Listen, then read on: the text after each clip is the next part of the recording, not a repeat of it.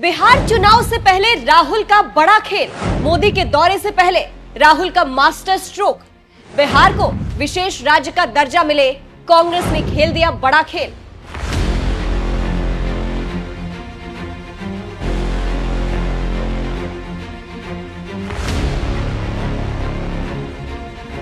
नमस्कार, मैं हूं आपके साथ सृष्टि श्रीवास्तव। इसी साल बिहार में चुनाव होने वाला है। इससे पहले दिल्ली, हरियाणा और महाराष्ट्र जीतकर बीजेपी के हौसले बुलंद हैं और वो अब बिहार की तैयारी कर रही है। इसके लिए ऑपरेशन सिंदूर को भुनाने की कोशिश कर रही है। इसीलिए मोदी राजस्थान और गुजरात के बाद बंगाल और बिहार में रैली कर रहे हैं, क्योंकि दोनों राज्यों में चुनाव है। बिहार में इसी साल आखिर में और बंगाल में अगले साल। लेकिन कांग्रेस भी इस चीज को लेकर संजीदा है और किसी भी सूरत में कांग्रेस बीजेपी को लीड देने को तैयार नहीं।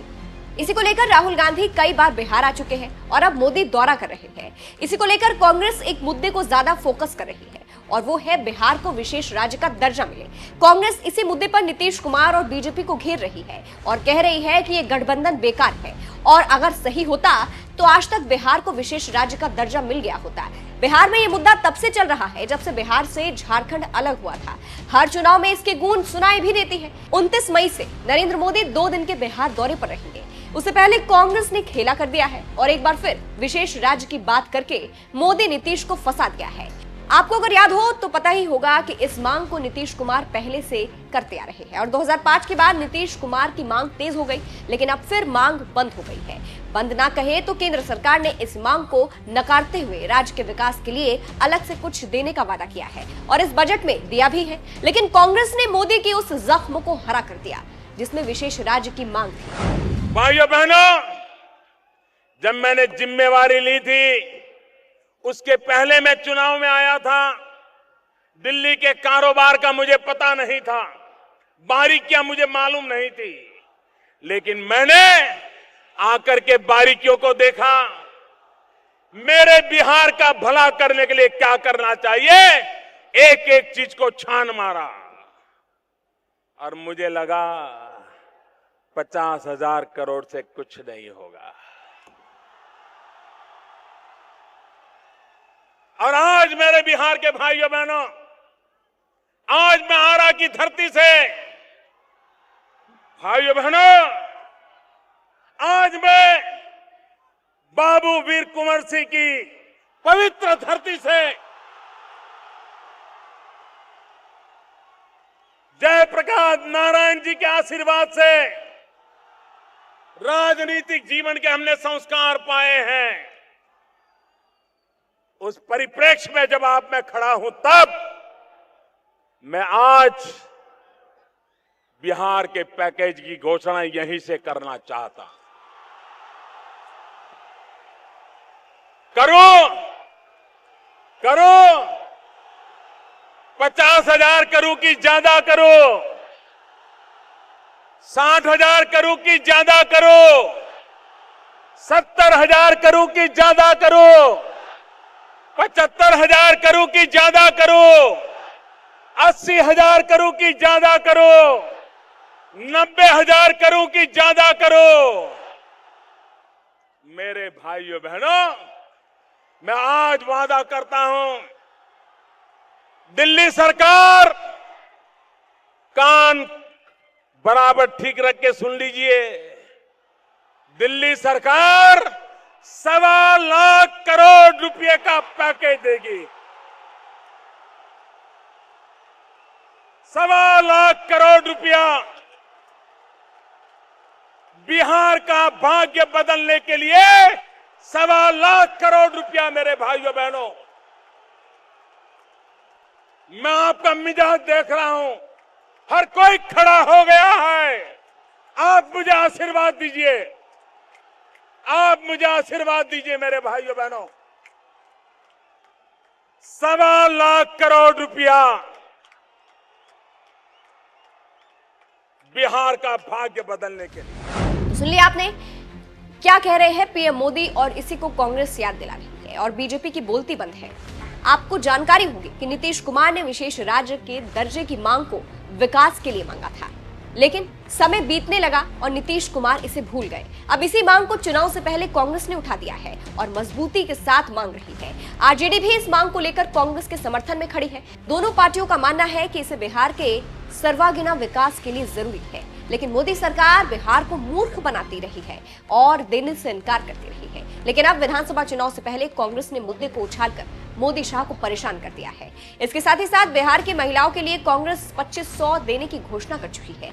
हम यहाँ पर कांग्रेस प्रवक्ता सुप्रिया श्रीनेत की बात को सुनवाते हैं, सुनिए। बिहार में क्रांति होने को है, ये बार बार कहा जा रहा है, पर ऐसा क्यों कहा जा रहा है? क्योंकि बिहार के युवा ने और बिहार की महिला ने इस बार मन बना लिया है और कांग्रेस किसी भी चुनाव से पहले कुछ वादे करती है और उन वादों को पूरा करती है। कांग्रेस के वादे हैं, किसी के जुमले नहीं, और इसलिए हम अपने वादों को पूरा करते हैं। कांग्रेस ने बिहार की महिलाओं से, बिहार की बेटियों से, बिहार की मांओं से एक वादा किया है, हमारी सरकार बनेगी तो हम माई बहन योजना लागू करेंगे, जिसके अंतर्गत 2500 रुपए प्रति महीना पात्र महिलाओं के खाते में डायरेक्ट जाएगा। बहुत सारे लोग कहेंगे ये करने की क्या आवश्यकता है, और इसके बारे में हम सिर्फ आज पटना में ही नहीं, तमाम जिलों में हमारी एआईसीसी की नेत्रियां, हमारी लोकल नेता नेत्रियां इस पर चर्चा कर रहे हैं। बहुत सारे लोग कहेंगे इसकी क्या जरूरत है, 2500 रुपए क्यों देने हैं पात्र महिलाओं, क्या इससे महिलाएं सुरक्षित हो जाएंगी? जी हां, जितना महिलाएं सशक्त होंगी, जितनी महिलाएं आर्थिक रूप से स्वतंत्र होंगी, उतनी ज्यादा महिलाएं सुरक्षित और सशक्त होंगी। और ये हमारा कहना नहीं है, ये सोशियोलॉजिकल पैरामीटर है, ये सामाजिक बेसिक ज्ञान है। औरत के हाथ में पैसा आता है तो औरत सिनेमा नहीं देखती, औरत जुआ नहीं खेलती। औरत के हाथ में पैसा आता है तो औरत अपने परिवार के संरक्षण के लिए, परिवार के बेहतर स्वास्थ्य के लिए, बेहतर शिक्षा पर खर्चा करती है। औरत के हाथ में अगर जरा सा भी अतिरिक्त पैसा आता है तो उसको लगता है अपने बच्चे को ज्यादा बेहतर कैसे पढ़ाऊं, रोटी तरकारी के साथ दाल कैसे खिलाऊं। ये औरत के जननी होने का स्वरूप है। औरत के हाथ में पैसा आएगा, उससे परिवार की बढ़ोतरी भी होगी, बेहतरी भी होगी, और ये हमारा मानना है। ये हमने अपने तमाम राज्यों में करके दिखाया है और अभी उस पर चर्चा करती नहीं। तो हमने वादा कर दिया है, सरकार बनेगी, 2500 रुपए पात्र महिलाओं के खाते में हमारी सरकार डालेगी, जिससे बिहार की महिलाएं आर्थिक रूप से सशक्त और सुरक्षित दोनों होंगी। अब आप पूछिएगा कि ऐसे तो बहुत वादे करते हैं लोग, लेकिन हमारे वादों में, हमारी गारंटी में और दूसरों के खोखले दावों में अंतर है। मैं आपको बताती हूं कांग्रेस का ब्यौरा महिला सशक्तिकरण के लिए। दिल्ली में हमारी सरकार थी, हमारी बेहद लोकप्रिय मुख्यमंत्री स्वर्गीय शीला दीक्षित जी। 2008 में उन्होंने लाडली योजना शुरू करी थी, जिसके तहत बच्ची की पैदाइश पर उसे 36,000 रुपए मिल जाते थे, और जब वो कक्षा 1 से 12 की पढ़ाई करती थी तो 25,000 रुपए उसे मिलते थे। जब वो 12वीं में पहुंच जाती थी तो 1 लाख रुपए उसके खाते में आ जाते थे। इससे उस बच्ची की शिक्षा, परिवारों को भी लगता था पढ़ाओ तो पैसा मिलेगा, और इसलिए दिल्ली का शिक्षा का स्तर बाकी जगहों से कहीं ऊंचा हुआ बच्चियों की शिक्षा के मामले में। हमारी कर्नाटका की सरकार बनी, हमने वादा किया था कि हम गृह लक्ष्मी योजना लाएंगे और गृह ज्योति योजना लाएंगे। कर्नाटका की हमारी सरकार 2000 रुपए सीधा बैंक खातों में पात्र महिलाओं के डाल रही है, जिससे करीब 1.5 करोड़ महिलाओं को और उससे ज्यादा परिवारों को फायदा मिल रहा है। हमने शक्ति योजना वहां लॉन्च करी, जिससे बस सेवा फ्री है। हमारी जो फ्री बिजली योजना है उससे भी महिलाओं को फायदा होता है, क्योंकि जितना महिलाएं बचा पाती हैं पैसा उतना परिवार के समृद्धि में लगाती हैं। हमारी हिमाचल की सरकार 1500 रुपए की प्यारी बहना सुख सम्मान योजना के तहत पात्र महिलाओं को देती है। हमारी तेलंगाना की सरकार महिलाओं के लिए फ्री बस सेवा, 500 का सिलेंडर और 200 यूनिट बिजली मुफ्त करती है, जिससे महिलाओं के हाथ में, महिलाओं के घरेलू बजट में कुछ पैसा बच सके।